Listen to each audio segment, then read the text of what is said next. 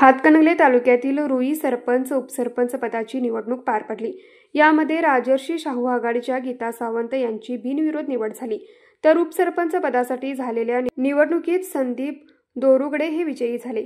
यावेळी 2 सदस्यांनी व्हिडिओ कॉन्फरन्सद्वारे कळंबा तुरुंगातून मतदान केले।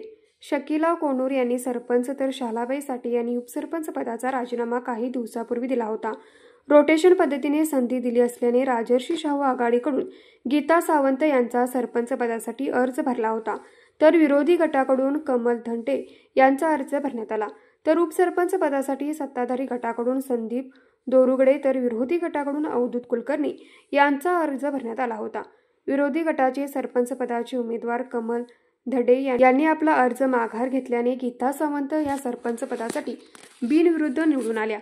उपसरपंच पदासाठी मात्र गुप्त मतदान घेण्यात आले।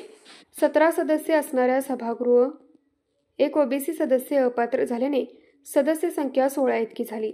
उपसरपंच पदासाठीच्या या गुप्त मतदानात 16 पैकी 14 सदस्यांनी प्रत्यक्ष मतदान केले, तर 2 सदस्यांनी व्हिडिओ कॉन्फरन्सद्वारे कळंबा जेलमधून मतदान केले।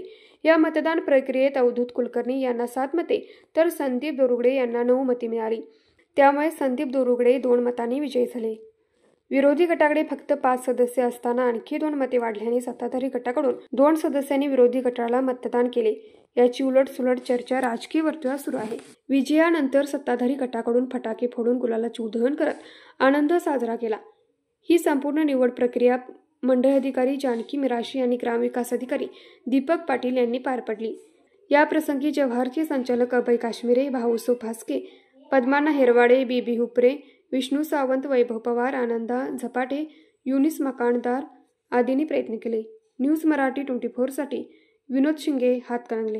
हे आहे गोकुळचं श्रीखंड, अगदी जिभेवर रेंगाळणार। जिभेवरच नाही तर मनावरही रेंगाळणार। गोकुळ श्रीखंड, मनावर रेंगाळणार।